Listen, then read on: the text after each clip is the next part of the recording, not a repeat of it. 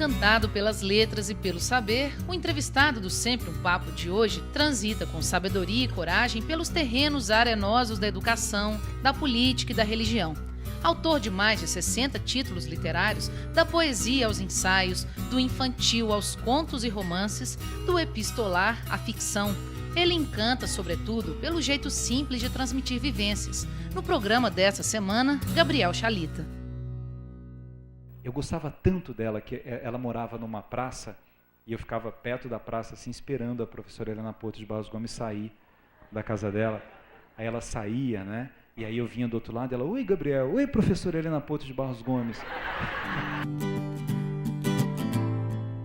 Gabriel Chalita nasceu em Cachoeira Paulista. Da infância de menino simples e tímido do interior de São Paulo, guardou histórias e casos que leva pela vida, recordações que encantam e emocionam.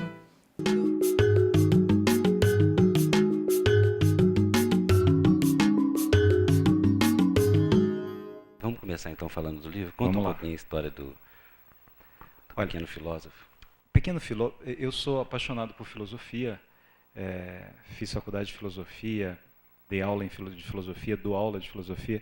E eu acho que a filosofia, ela nos ajuda a refletir sobre os problemas que mais nos angustiam, né? Aquela ideia antiga dos filósofos, de onde viemos, o que estamos fazendo aqui, para onde vamos, ela é uma questão recorrente, né? A gente hoje ainda tem medo da morte, a gente tem dúvidas, né, do que acontece com a gente tem dúvidas de onde a gente veio. A gente tem dúvida do que a gente está fazendo aqui. As dúvidas, as angústias existenciais fazem parte do ser humano. E nós vivemos uma vida muito tumultuada, em que às vezes a gente não tem tempo de refletir sobre essa vida. O Pequeno Filósofo é a história de um homem que está num trem, e aí ele encontra um pequeno filósofo.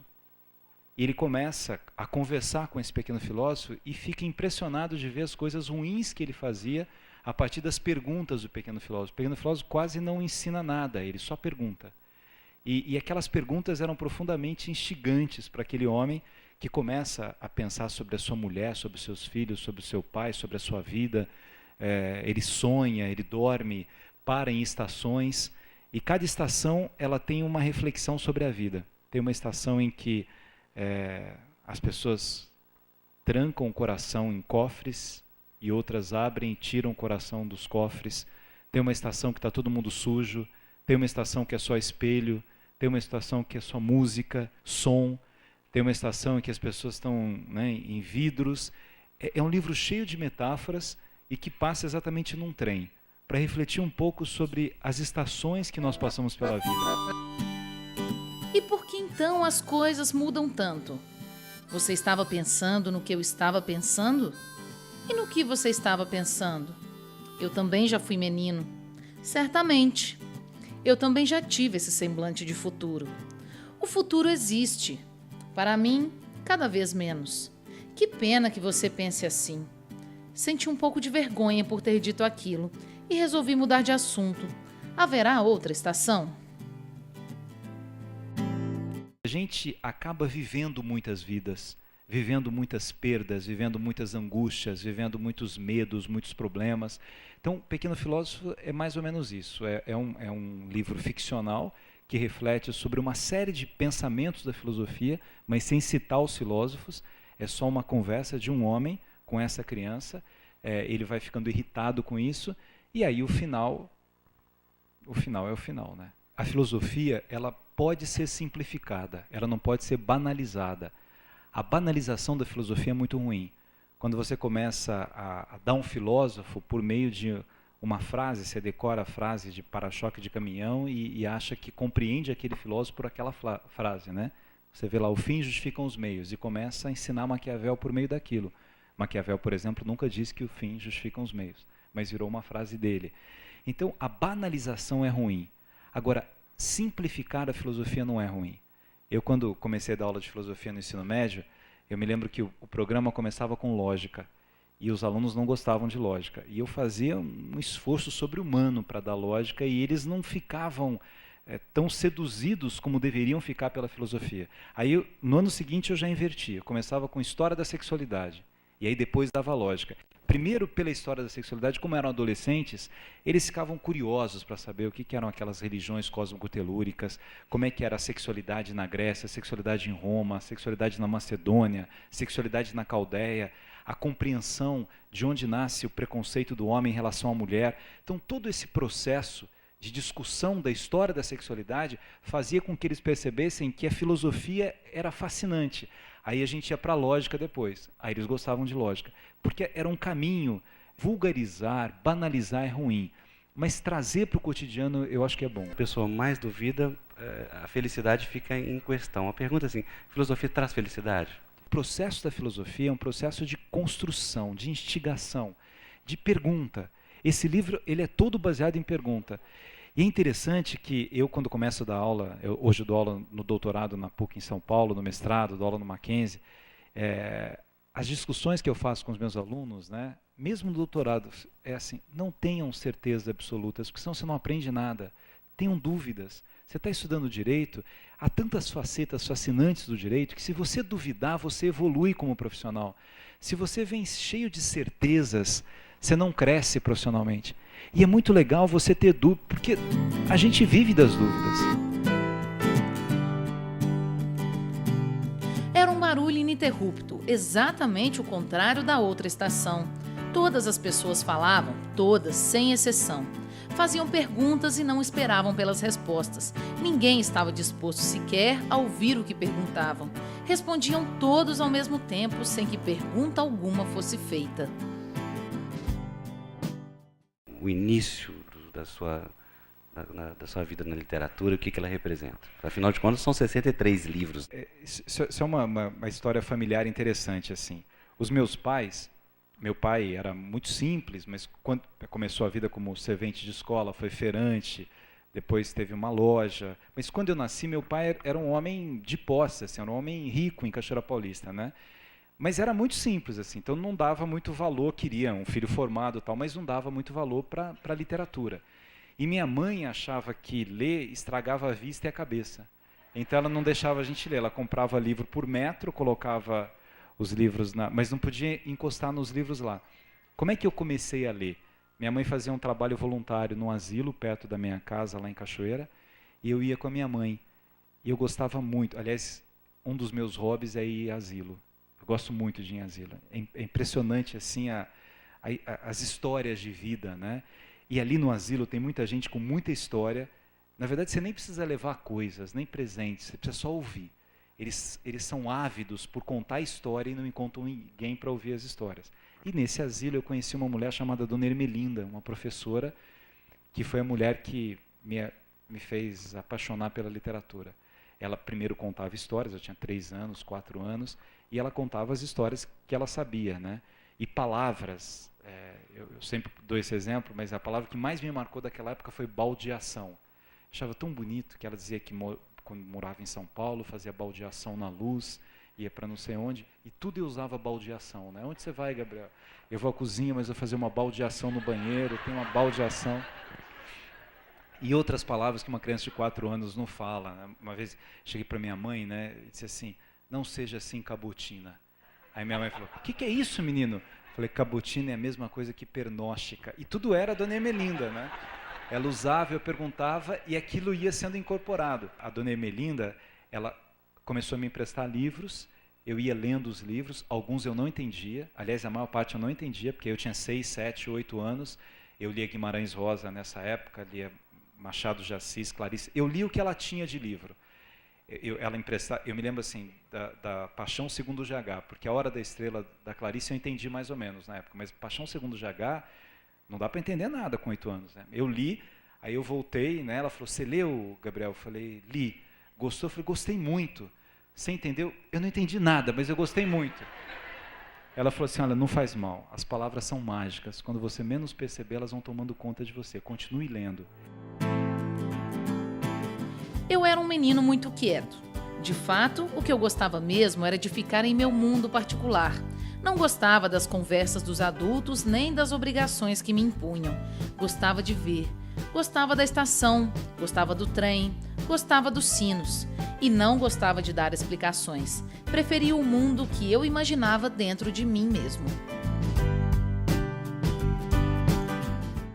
Eu fui aluno de escola pública, depois fui aluno de escola salesiana, mas eu tinha uma professora que chamava Helena Porto de Barros Gomes, que a gente tinha que chamar pelo nome inteiro, porque o marido era muito ciumento, ela era famosa porque era Helena Porto, e aí o marido era de Barros Gomes, então fazia questão e ela pedia para a gente, por gentileza, me tratem sempre como professora Helena Porto de Barros Gomes. Aí a professora Helena Porto de Barros Gomes, que a gente tratava assim, né? Por gentileza, professora Helena Porto de Barros Gomes, eu não entendia que a senhora colocou, professora Helena, que era uma professora fantástica, né? Eu gostava tanto dela que ela morava numa praça e eu ficava perto da praça assim esperando a professora Helena Porto de Barros Gomes sair da casa dela. Aí ela saía, né? E aí eu vinha do outro lado, ela, oi Gabriel, oi professora Helena Porto de Barros Gomes. A professora Helena Porto de Barros Gomes é viva, eu já fiz muitas homenagens, ela encontra comigo. Eu gostava tanto daquela mulher, foi o meu primeiro movimento revolucionário, porque ela foi professora na segunda série, e a gente fez abaixo-assinado, meu primeiro abaixo-assinado, para que ela continuasse dando aula na terceira série. Ela continuou com a gente, e ela fazia uma coisa que era muito interessante. Ela lia histórias para a gente toda sexta-feira, ou lia ou contava uma história, e ela não terminava a história. Então ela, sei lá, contando Pai contra Mãe, do Machado de Assis, ela ia contando, e aí no momento legal ela parava, né, e falava assim, a professora Helena Porto de Barros Gomes continua na segunda-feira. E a gente ficava o final de semana todo imaginando como é que acabava a história. Aí segunda-feira fica, conta, e a gente sentava, e hoje é comum, mas não era comum na época, a gente sentava no chão e ela terminava aquela história, né? Então, é o que eu te falo, assim, isso é ser professor. Por que a gente tem professores inesquecíveis? Porque são pessoas que têm essa consciência de que fazem a diferença com uma didática. A professora Helena Porto de Barros Gomes não tinha nem faculdade, ela tinha feito magistério, mas era aquela mulher assim que ocupava a sala, né? E aí eu comecei. Os meus primeiros livros, primeiro foi um livro chamado Eu Só Queria Ser Poeta, depois eu escrevi uma coleção de livros religiosos. Por acaso, eu fui para Bananal, que era uma cidade próxima de Cachoeira, e fiz umas apostilas lá para a primeira Eucaristia. Aí um padre de uma editora viu, falou assim, posso transformar isso em livro? Aí transformou em livro, aí eu comecei a escrever e não parei, compulsivamente. Qual é o nome da professora? Inesquecível. Senti tanta afeição por aquele menino, os seus olhos eram tão expressivos. É estranho, mas eu não consigo me lembrar de detalhes da roupa, dos sapatos, nada, apenas dele, fazendo-me perguntas e respondendo quase nada. Claro que ele respondia, mas do seu jeito, sem invadir o meu tempo sagrado, sem destruir a minha individualidade.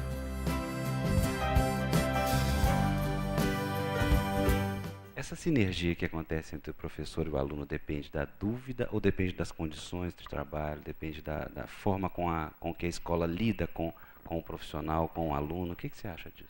O ofício de ser professor é um ofício extraordinário e que exige uma série de dedicações e de complexidades e de compreensão do papel que a gente exerce na sala de aula. Eu acho que o professor tem direito a reivindicar melhores salários, melhores condições de trabalho, menos alunos na sala de aula. Tudo isso, a briga política do professor é uma briga digna. Eu era secretário de Educação e dizia aos professores, vocês têm direito de brigar comigo à vontade, têm direito de reclamar, reivindicar. A gente conseguiu criar uma relação muito bonita de professor. Agora, tem uma coisa que para mim é sagrado. No momento em que o professor entra numa sala de aula, aí não tem que ter raiva do governador, nem do presidente, nem do ministro, nem do secretário, nem do dono da faculdade, nem do dono da escola. O momento em que o professor entra na sala de aula, ali é o sacerdócio dele, ali é o palco, é o local sagrado. O artista não entra no palco e começa a reclamar do dono do teatro, falar dos maus salários. Quando ele entra no palco, ali é o espaço sagrado em que ele faz com que a arte aconteça. Quando o médico entra num centro cirúrgico, é ali aquele espaço em que ele vai salvar a vida de alguém, vai fazer de tudo para isso. Quando um professor entra na sala de aula, ele tem que saber, aqui sou eu e os meus alunos. Eu morava em uma pequena cidade do interior Ininterruptamente via o trem que chegava e o trem que partia. Ficava olhando as pessoas que chegavam e seus abraços prolongados, e via os mesmos abraços nas despedidas. A diferença estava no depois. Na chegada, os abraços continuavam no caminhar acompanhando. Nas despedidas, o vazio fazia companhia a quem ficava, e tudo volta a ser silêncio na estação. Eu acho que o nosso papel de professor é mover o aluno, é ajudar o aluno a ter uma outra percepção de vida, a se libertar de paradigmas, de dogmas. O professor conselheiro, que é cheio de certezas, ele não movimenta o aluno. Se eu chegar na sala de aula e falar para os alunos assim, olha, não tenham preconceito, nunca maltratem as pessoas, não façam mal a ninguém, não tem eco. O aluno, você não transforma o aluno. Agora, se você traz o problema e ajuda o aluno a construir a solução daquele problema, ele, aluno, aquilo começa a movimentar. A literatura é um caminho fantástico para isso. A gente pega a Negrinha do Monteiro Lobato e começa a trabalhar com o aluno Negrinha do Monteiro Lobato. O aluno tem a percepção do sofrimento daquela menina. Por que ela sofria tanto? Por um exercício de incompaixão da Dona Inácia. Você vai trabalhando no aluno a relação de respeito por meio da literatura, e a ética vem a partir disso. É preciso a gente fazer com que os alunos eles tenham a capacidade de refletir que a ética é algo do cotidiano. A gente fala muito da ética na classe política, e é um tema importante de se tratar na área empresarial. Agora, ética se aprende de criança. Países que fizeram uma revolução na educação a partir da valorização dos professores, da escola em tempo integral e da participação da família na escola, que são caminhos para a melhoria educacional. O Brasil hoje é a 6ª potência econômica mundial e é a 88ª potência educacional. É uma vergonha a nossa educação. Se nós tivermos escola em tempo integral, a gente vai transformar o Brasil num país de leitores, porque a concepção dessa escola é de pessoas que leiam na escola, que sejam protegidas. Alguém pode pensar assim, mas não é muito chato você ficar o dia todo na escola? Depende da escola. Hoje em dia, uma criança de uma família de classe média ou classe alta, ou está em escola em tempo integral, ou estuda o dia inteiro. Toda criança, praticamente. É raro isso não acontecer, porque ele tem aula de inglês, tem aula de espanhol, tem aula de alemão, tem aula de francês, vai para a academia de ginástica, vai jogar tênis, vai jogar futebol. Isso é classe média, classe alta. Se nós olharmos os 10 países mais bem avaliados em termos educacionais do mundo, os 10 têm escola em tempo integral. Não há nenhum país que tenha dado certo em educação que não tenha investido nesse processo, com arte, com cultura, com contadores de história. Olha o que eu disse do meu prazer pela leitura. Uma senhora num asilo me emprestando o livro e uma professora que não contava o final da história. Sabem que Machado de Assis, que é considerado um dos maiores escritores de todos os tempos da língua portuguesa, até que série Machado de Assis estudou? No máximo até a 4ª série. Machado de Assis era mulato, na época o mulato era vítima de preconceito, ele nasceu no morro, ele era pobre, ficou órfão de mãe logo depois que nasceu, ele era gago, ele era manco, ele era epilético. Machado de Assis. Machado de Assis. Alguns biógrafos atribuem a genialidade de Machado de Assis, olha que coisa interessante. A madrasta dele, que era contadora de histórias. Limite é uma coisa fundamental. As pessoas têm que aprender a ter limite para que elas possam ser educadas. Você vai a um cinema e você fica incomodado com uma pessoa que não para de falar, está vendo o filme. Será que essa pessoa não tem limite? Aí está no teatro, toca o celular, a pessoa atende o artista fazendo a peça e a pessoa começa a falar, já te ligo, estou numa peça de teatro, não posso falar agora, e o artista está ouvindo. E você continua falando, o que é isso? É ausência de limite. Então, o seu processo educativo não te ajudou a ter a percepção de que você está incomodando alguém. Aí você vai a um restaurante, você fala tão alto que a mesa ao lado ouve toda a história e não consegue conversar também. De tanto que você fala, você não teve limites.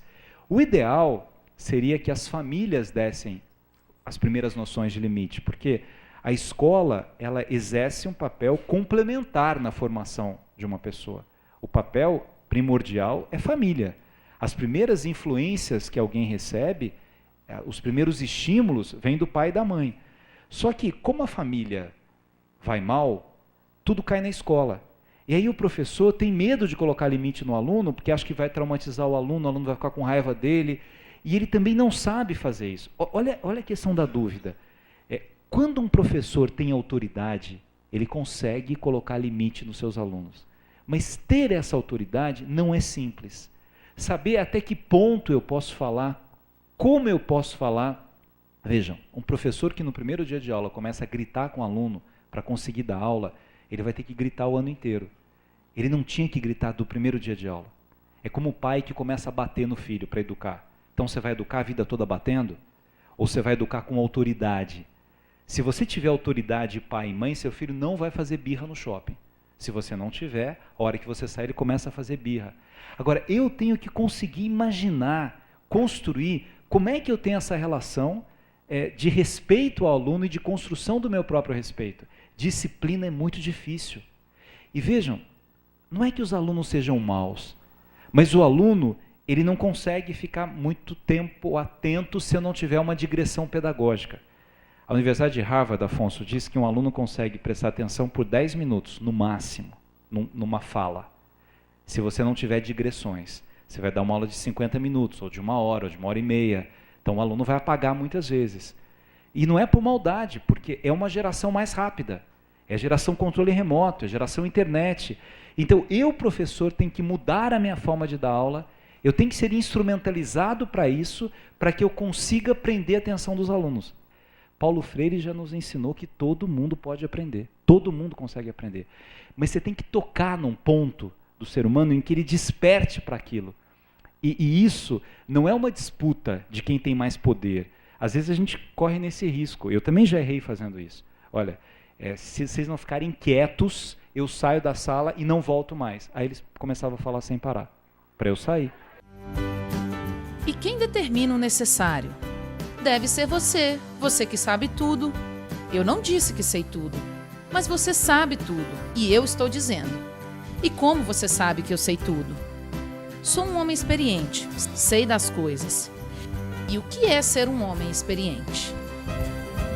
Você tem que naturalizar essa relação com os alunos, né? Agora, o aluno tem que perceber que você gosta dele. Uma vez, numa faculdade também, no comecinho, quando eu comecei a dar aula, talvez por insegurança, eu corrigia os alunos o tempo todo, português. O primeiro texto que eu fiz era uma sala que tinha 100 e poucos alunos, numa faculdade periférica de São Paulo.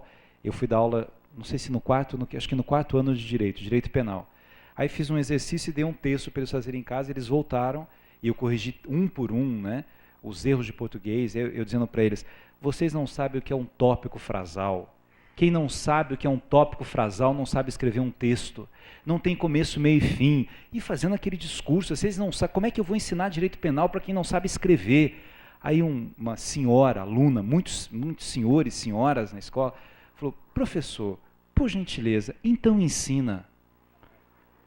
Falei, ensina o quê? Eu falei, não, o senhor está há 20 minutos falando isso. Se nesses 20 minutos o senhor parasse de reclamar e ensinasse a gente teria aprendido alguma coisa?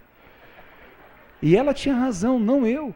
E Afonso, foi uma experiência tão legal isso, porque eu disse assim, olha, gente, eu teria que dar aula sábado para vocês, dar aula de redação, para depois da aula de penal não dar tempo, mas eu dirijo uma outra escola, eu não posso, eu poderia vir domingo aqui e tal. Aí eu falei, a gente topa vir domingo, se o senhor vier domingo. E eu usei assim como força de expressão. E aí eles começaram a falar entre eles, domingo daria onde? Aí eu fiquei constrangido de não ir. O professor tem que ser competente, tem que ser corajoso, mas acima de tudo ele tem que ter amor. Aliás, sem amor a vida não tem graça. Você vai embora, menino? Por quê? Não sei, tive essa sensação.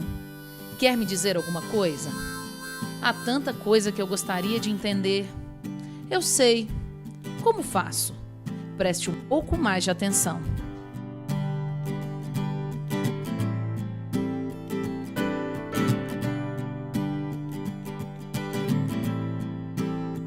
A vida toda é baseada em dúvidas, né? Mesmo no fenômeno religioso, o fenômeno pedagógico. Eu fico tão preocupado às vezes com o excesso de avaliação e com a banalização do processo de ensino e aprendizagem por meio de uma avaliação. Então você joga fora tudo que não cai naquela avaliação e baseia tudo que vem abaixo naquela avaliação. Isso é péssimo para a educação. Eu digo assim, você, como educador, você tem que duvidar da forma com que você dá aula, você tem que duvidar sobre a sua relação de ensino e aprendizagem, para que você vá crescendo. Você vá tendo a percepção de que, olha, o erro às vezes é do aluno, o erro às vezes é meu, é da minha linguagem, é da abordagem que eu tenho, é da maneira com que eu trabalho o tema. Então, a dúvida nos ajuda muito. A relação familiar, a relação pais e filhos, será que eu estou educando da maneira correta? Será que eu estou tratando a minha mulher, o meu marido da maneira correta? Dúvida é muito bom.